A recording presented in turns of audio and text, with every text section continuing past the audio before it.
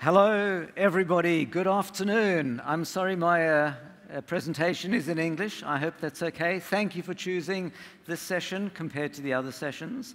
I'm Anthony Rose. I'm founder and CEO at Seed Legals.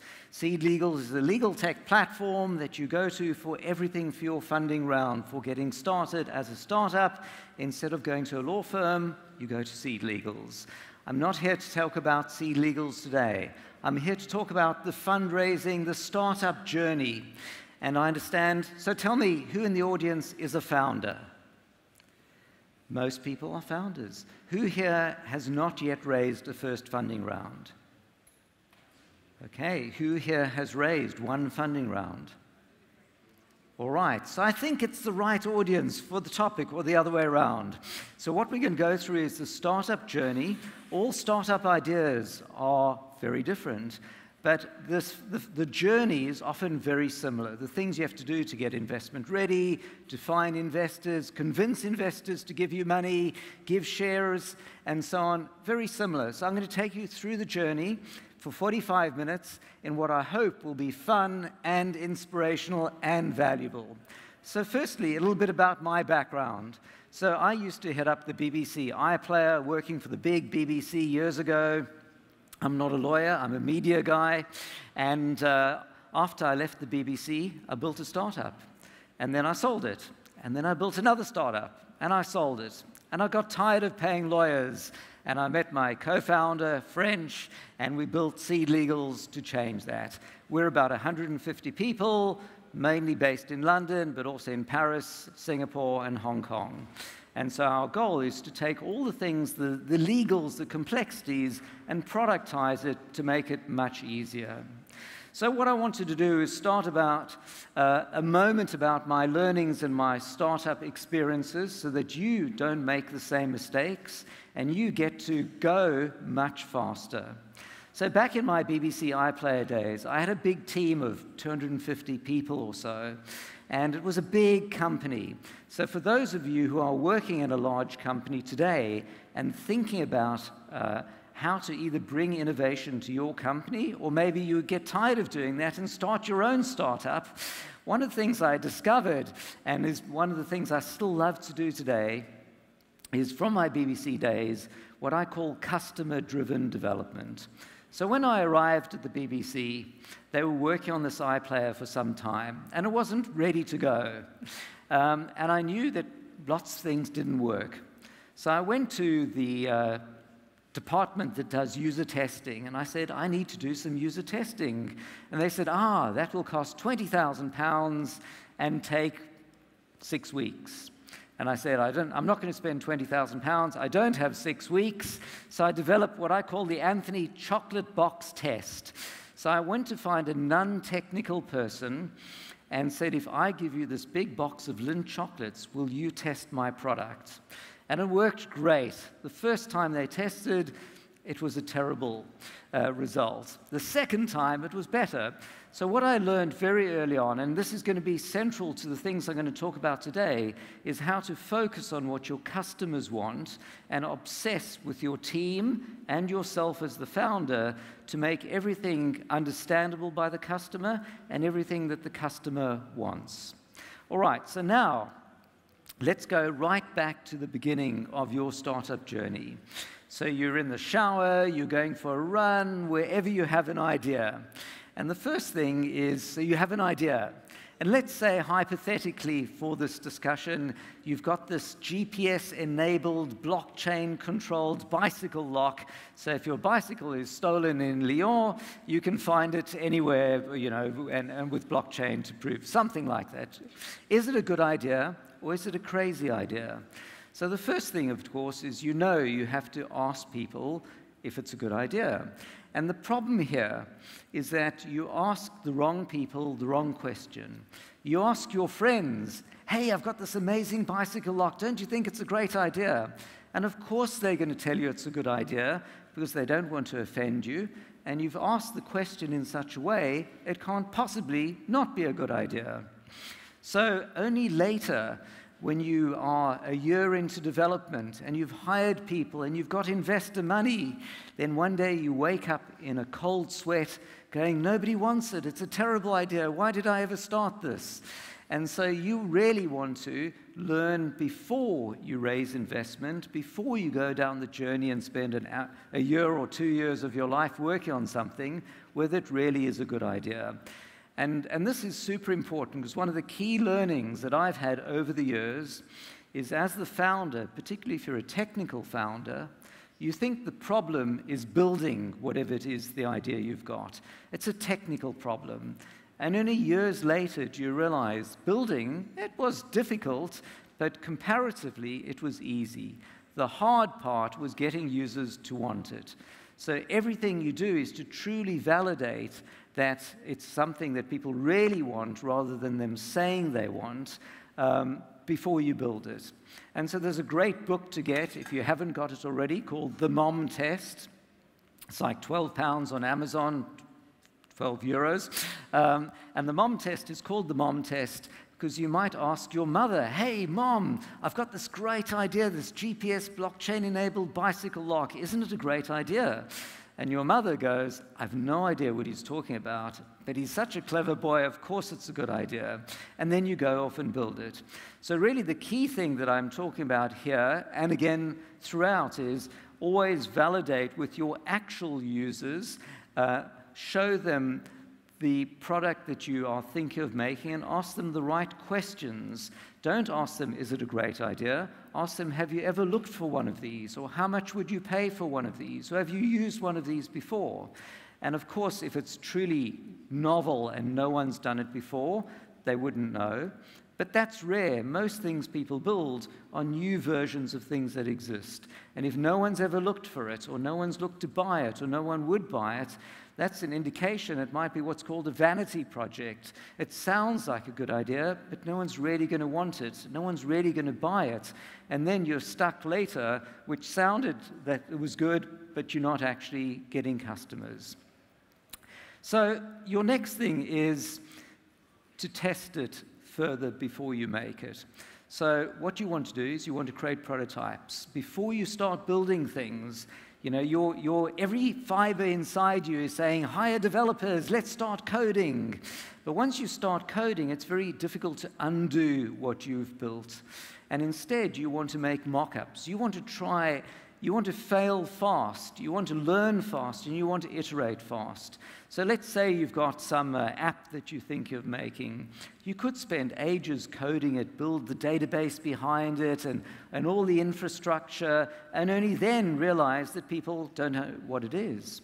So what you want to do is you want to make a mock-up. There are many app mock-ups, platforms you can use, and for a small amount of time and a small amount of money, you can make an interactive version. It looks just like the real thing. It doesn't do very much, but the buttons can click, and I mean, you can use Figma and other tools, and you can present it to a user who you can then find as an actual possible user of your app, and have them walk through the onboarding flow, have them walk through the buttons. And if they don't understand it or they get lost, your time to fix it is much easier before you've built it. Before you tell your developers, all the stuff we've built, we need to throw away, nobody wants it. Because one of the things you learn very quickly when you do your startup is you think that these are the things that you need to build before you can launch. And then you learn afterwards that you've built at least twice as much as was truly needed, and actually you've only built half the things that people really need. So what you want to do is you want to learn with the prototype, then you want to ship quickly, and then you want to iterate rapidly. And it's said, if you're not embarrassed by the first release of your product, you've left it too late. You've put far too much work in. You should have released much earlier. Which takes me to the next topic, which is fake it till you make it. Now, fake it till you make it is a slightly bad rap these days with Theranos and others. But what fake it till you make it really means is when you build your product, let's say your product is saying it's going to have an AI component and a search engine and all sorts of complicated things in the background. Now, that's only really important when you've got thousands of users. But what you could do is you could just make something, the front end, that looks like your app. It could look like the search engine that will find you photographers in Lyon. And when somebody types in a location or an event, it will send with Zapier a message to your Slack, and you'll get a Slack message. And then in Slack, you can go off and do some Google searches, and you can provide the results. And actually, from building almost nothing, you can have something that looks to the user like the real thing. And only then, when you've seen that people really want it and what things they're really looking for, then you actually go and build it. Otherwise, you'll be spending months or even years building things and only then discover that people want it. And in a sense, that's exactly what we did with Seed Legals. Now, with legal documents, you can't go, here's a beta version of your shareholder agreement, I don't know if it's good or not. You can't do that. But what you can do is you can have your team manually do it. So when we started Seed Legals, we didn't know which deal terms people would want in their documents. We didn't know which documents they wanted. So we made the website with the forms that you'd enter with your deal terms, but instead of the platform generating the documents, our legal team, would generate the documents. And eventually they went, Anthony, you're killing us. Quickly, you have to build something. We can't work like this. So then we knew that people wanted it. We knew the things they wanted, and then we could rapidly look to automate it. So that was all about product development, going from idea to now building it. But the next thing is, at some point now, you're going to want to start a company as well. So initially, you have an idea, you meet in the pub or the cafe, and at some point you go, this is something I now want to spend some time of my life working on. And this is the time where you really want to incorporate and create a company. And the time to do that is when it goes from a hobby into something that will be a career. And really the point of incorporating a company and creating a founder-shareholder agreement and other documents is to protect yourselves when things go wrong. In fact, really that's everything to do with legal documents, is to protect the parties when things don't work. And my data on Seed Legals indicates 10%, sometimes more, higher in COVID times, higher at early stage startups, but maybe 10% of the time founders split up. They don't see eye to eye. Somebody needs to pay the rent. They can't continue for so long until they've got paying customers or until they raise investment and can pay themselves. And when founders split up, it creates endless numbers of problems. Because when you start your company, let's say there are two founders. They might make 50 shares each. And now, if they split up, suddenly there's a fight. Who owns these shares? And if you have a departed founder owning a good fraction of the equity in the company, no investor will want to invest in your company. So what you want to do is a founder-shareholder agreement, and it says if I leave the company in the next, let's say, 3 years, I have to transfer back my unvested shares. So you keep some shares, and the longer you stay, the more of your shares you keep. It also says there's a non-disclosure and a non-solicitation and a non-compete. So you don't want your co-founder claiming the intellectual property, the ideas are theirs, leaving, creating a competing company.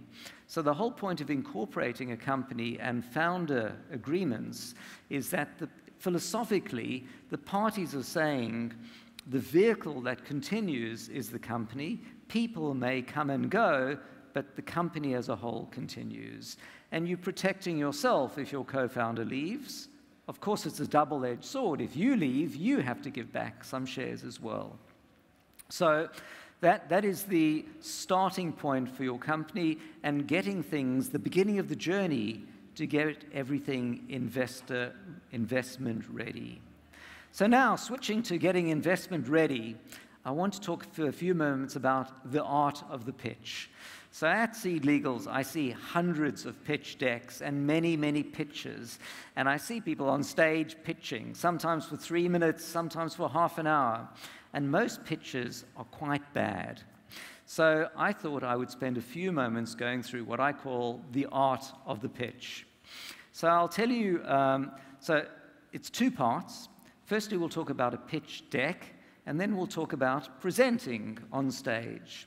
So with a pitch deck, the problem I see with most pitch decks is people spend the entire slide deck saying what you do rather than why anyone wants it. And the problem is when I see pitch decks, I go through the pitch deck, and at the end of it, I'm thinking, what does this company actually do? So here's my top tip with a pitch deck. It should be like a Hollywood drama. It should be the story arc, which starts with enticing people why they want it, what's the problem that you're solving for them, and then goes on to how you're solving it, and then maybe some more detail. And then you might talk about the market size and your competitors, and then you introduce your team, and then at the end, you say your ask. Why are you showing me the slide deck? What do you want? And that's usually saying now raising 500,000 euros and so on. So let's go through that again. Let's say that we take, for our example, our GPS-enabled, blockchain-controlled bicycle lock. And imagine the first slide said, we use blockchain and GPS to enable the next generation of bicycle lock. If you were looking at it, you'd be thinking, that sounds very clever, but I don't know if I want one. But imagine if instead it said a bike is stolen every 8 seconds, only 8% are ever recovered, we're going to change that. And then it said introducing the X11 and the X11, and it gives them with a lifestyle image. So suddenly the user is brought in.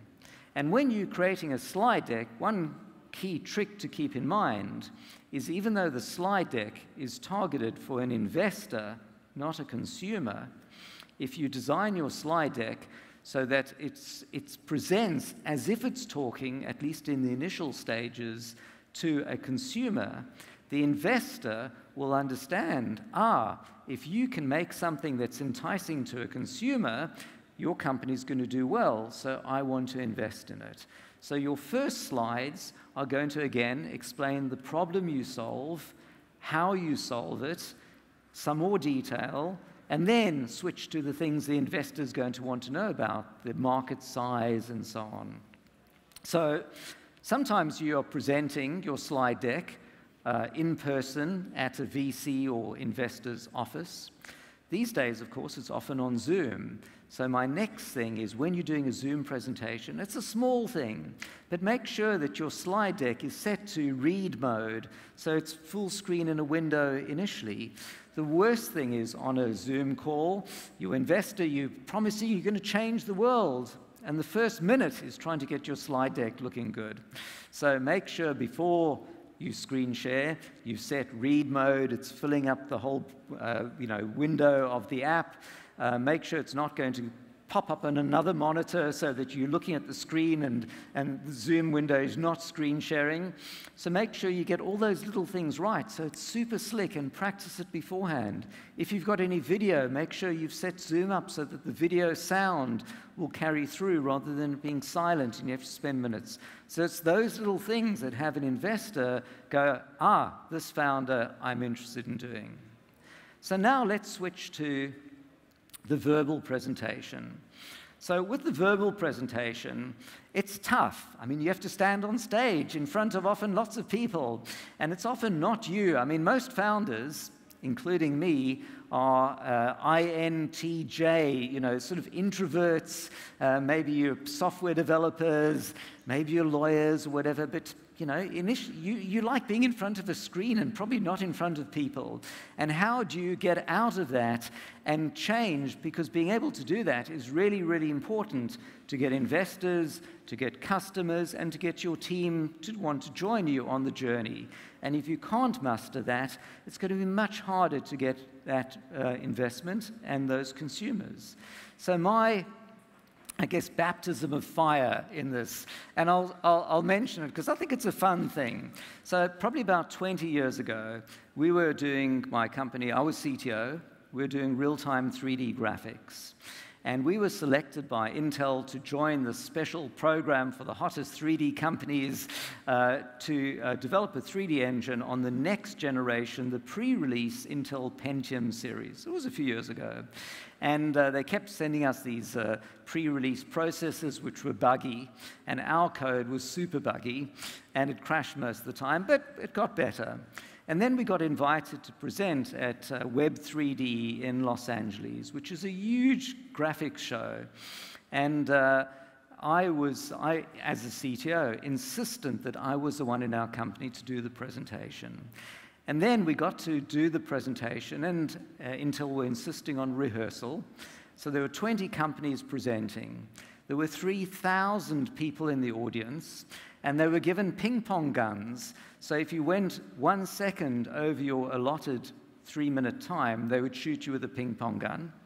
And they were also given whoopee cushions, so that if you were boring, they would make farting noises with the whoopee cushions. And in our practice sessions, our 3D engine had crashed after a few seconds most of the time. My team was in Australia, I was in Los Angeles, trying to get it right. Anyway, so no stress at all, particularly since the company's future was dependent on this presentation working. And I'd insisted on being the one. So boy, was that stressful. And I've got a great photo of these ping pong balls getting shot on the stage. But anyway, I'm delighted to say our presentation worked. It didn't crash. I finished with like 2 seconds to spare, so nobody shot me. We didn't win. We came second, I think. But now, every time I get on stage and need to present, I simply think, are there 3,000 slightly drunk people in the audience with ping-pong guns, and the future of my company is at stake, and I'm trying a really dodgy, not going to crash 3D engine? And if the answer is no, I can relax. So what you should do, I think, is think the same thing. Of course, if you're doing an investor pitch and it goes badly, hey, there are other investors. That's okay. So you want to, again, practice your pitch. The other thing, of course, things not to do is avoid looking at notes. Never turn your back and look at the screen. Far too often I see people with their slide decks on the background, and then each slide they go, and so now over here we're doing... No, you want to talk to the audience. So you need to memorize your slides. You need to know exactly what you're going to say next. And you should also have in mind a few points that you're going to remember if everything goes wrong. Because sometimes the video fails, the screen fails, you can't plug your HDMI cable in, and instead of it being a failure, you can rise from that and go, actually, the slides aren't working, forget the slides. There were 3 points I wanted to get across. Point number 1 was this, 2, and this, let's go. So getting comfortable with that, practicing with friends, practicing, go out and do startup events. There are many pitch events you can do, and if they go badly the first few times, that's fine. You're with friends, and you'll get better at doing it. So that is everything about the art of the pitch. So the next thing I want to switch to now is finding investors. Okay, so you've got your idea, you've tested it, you've maybe started and incorporated your company, you've got your legal agreements to protect your team, you've created a pitch deck, and now you want to go out and find investors. And here, the number one mistake I find founders make is they go and talk to VCs instead of going to talk to angel investors. So when you go and talk to a VC is a fund, and a fund raises money itself, kind of like a startup, from investors in the fund, who are called LPs, limited partners. So people invest in the fund, and the fund, because it's not their money, have an investment committee, and the investment committee decides who to invest in. But of course, as a founder, you might be thinking, I don't know any investors, so you can't go on the internet and find angel investors, because everyone's an angel investor, but they don't have websites. So instead, you do some Googling, or you find lists of directories of funds, and then you go and write to all of these funds and see if you can pitch to them. Or you ask friends to get a warm intro, which is great. And in the, funds are therefore getting huge numbers of incomings, and they'll select only a small number. So if you're lucky enough to get a demo or a pitch session with a fund, inevitably it ends with the fund saying, love what you're doing, come back later. And the problem is, when you go to a VC or fund, it's hard for them to know whether your idea is really going to be a good idea or not. And the way to actually de-risk it for them is for them to just wait until you get to the point where you've got revenue. So if you've got monthly revenue that's growing 20% month on month, it's an easy win. In fact, once you've got revenue, they might even just look at your spreadsheet and go, that's fantastic, we're in. What do you do again? Who are you guys? Great, we're in. But if you don't have revenue, you show your fantastic presentation. The fund, the person you're talking to, has no idea really if it's going to work or not. And so they say, great, it looks fantastic.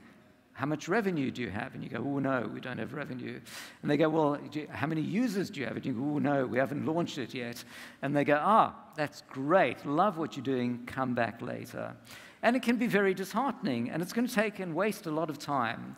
So I think the problem is, in the early days, it's angel investors that you want to be talking to, not funds. And angel investors are going to help you in the early stages with small investments, 10, 20,000 euros, 5,000 euros. I think the angel investment ecosystem in the UK is a little ahead of France. I think it's going to get there much faster in France. I see some fantastic initiatives for tax incentives for angel investors that are being spoken about and will come hopefully next year. So I think that's going to be important. But I think the formula goes like this, which is one day when your app is released and you've got users and ideally revenue, that's the point you're going to be raising €500,000 or a few million euros from a fund. But until then, angel investors are your friend. And angel investors are basically everyone. So how do you find angel investors? Well, my suggestion is you need to be completely shameless. So what you're going to do is you're going to make a nice pitch deck. You might make a 60-second pitch video, because video is important. Nobody reads anything these days. If you've got a passionate idea, passionate team, something nice to show, make a video. And then you can use any of the pitch sharing things. There's a feature on Seed Legals, the Seed Legals pitch, and you can share that with your investors through Seed Legals. And what you're going to do is you're going to be completely shameless. You're going to say, working on amazing new bicycle lock. Do you know how many bikes are stolen? We're going to fix that. A picture, a lifestyle picture of person, bicycle lock, a link to where your pitch is, and then you share that on LinkedIn, you share it on Twitter, you share it wherever you hang out. If you've got customers, you might email it to all your customers and going, hey, would you like to invest in the products and the company? If you love our product, why not invest? And that way, in the best instance, you're going to get people going, yes, I'd like to learn more. I mean, no one's literally going to write back, here's a check. They want to learn more. And then you're going to get on a call with them and you can pitch them and take through the pitch deck. But even for people who aren't getting back to you about saying, I'd like to invest, you're getting your word out on the internet. And when investors start Googling or looking you up on LinkedIn and they start seeing your posts and so on everywhere, maybe people will tell you about your competitors. Maybe friends will write to you going, the thing looks great, but I don't quite understand what you do. So the pitch that you do online, on social, is in fact part of your customer research in a sense. And it's from that feedback that you're getting, you can now know very rapidly, should you modify what your pitch is? Should you modify? Should you use a different screen grab? Should you change your messaging? And that's the way to start finding investors. Which takes me to agile fundraising. So once upon a time at Seed Legals, I would say in 2018, my goal was to help you do a funding round. And then in 2019, I said my goal is to help you not do a funding round. So what does that mean? Well, once upon a time, startups, you all know you have to do a funding round. Why? Because you need money. But you know funding rounds are slow and expensive and painful. So the formula usually goes like this. Well, I need to raise money. And I understand it has to last for 18 months. So in 18 months, I think I'm going to hire two developers, a data scientist, of course, a salesperson, a marketing person, a designer, and then the two founders. So let's say that's 8 people.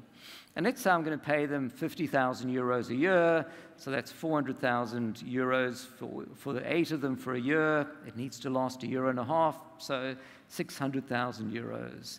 Great, so I need to raise 600,000 euros. Now, one of the things to know is when you're raising investment, how much equity, how much dilution are you going to have? How much of the business will you sell to investors? So our data on Seed Legals shows that the median dilution is 15%. So if you're selling 15% of your company for 3 rounds, so 15% 3 times, and you create a 10% option pool to give PSPCE plan options to your team, then after 3 funding rounds, the founders will still own more than 50% of the shares, which is important because you don't want to be minority shareholders in your own business. But if you have 3 funding rounds, and each time you sell 25% of the business, after 3 funding rounds, sometimes even after 2 funding rounds, you might become minority shareholders in your own business. So your goal is to try and dilute in each funding round, maybe 15%, perhaps 20%, but ideally not more than 20%. So if you have an investor wanting 30% of your business, you might want to either raise a lot less or increase the valuation or go with someone else, because that's not good.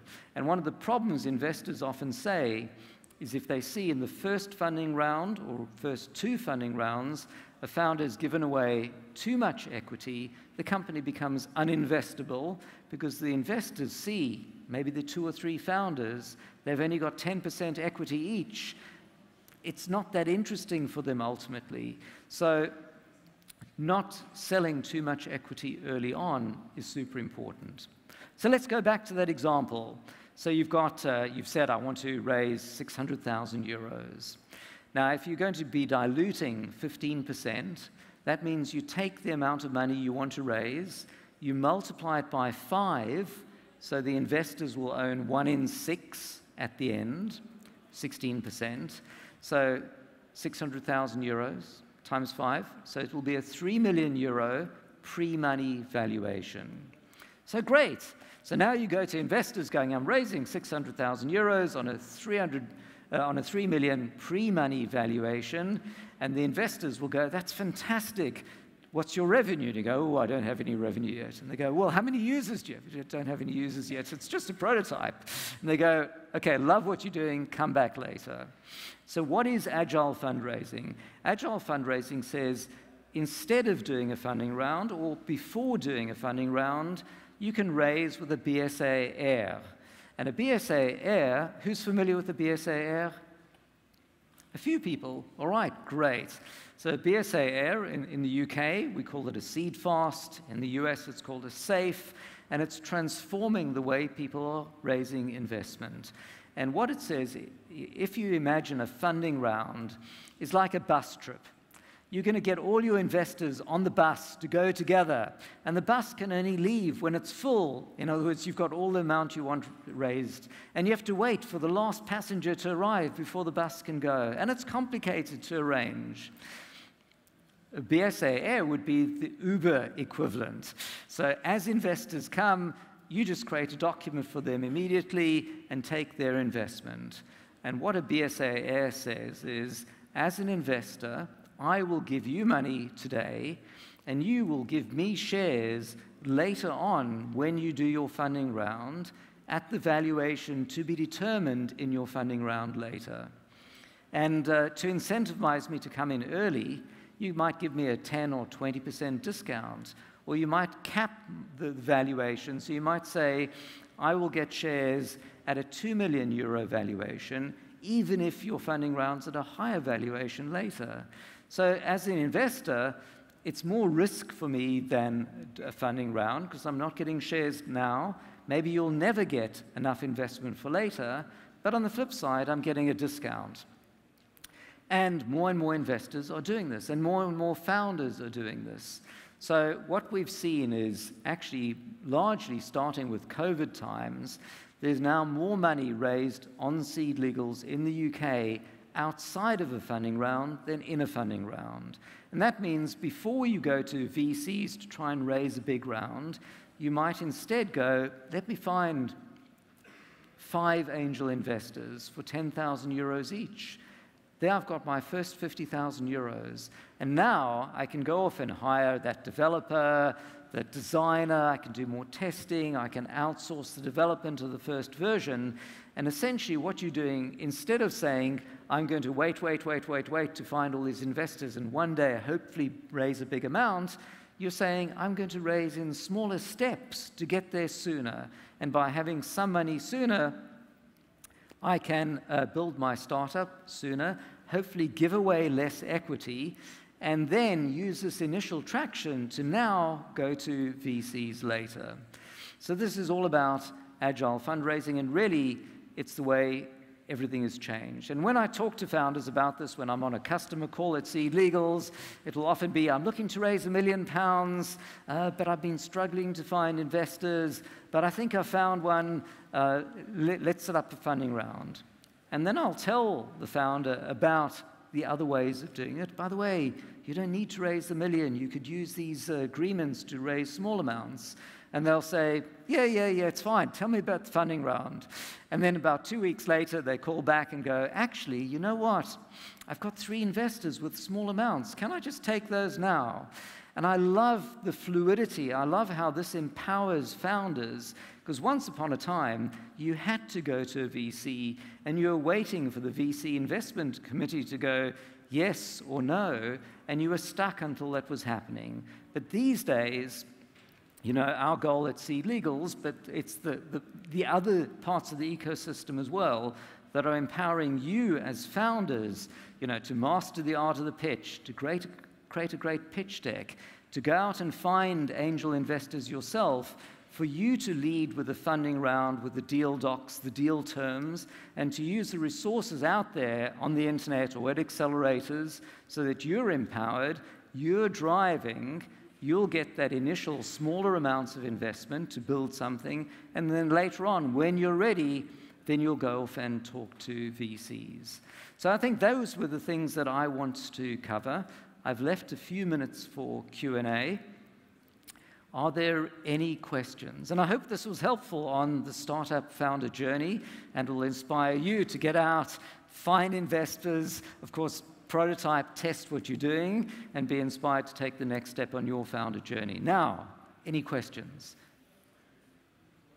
Raise your hand, shout, because I've got the light in my eyes here, I can't see anything.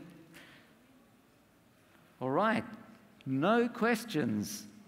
Then we'll call it a wrap for today. Thank you so much. I'm Anthony at seedlegals.com if you have any questions, or you can hit me up on LinkedIn, and some of my colleagues are wandering around as well if we can answer anything.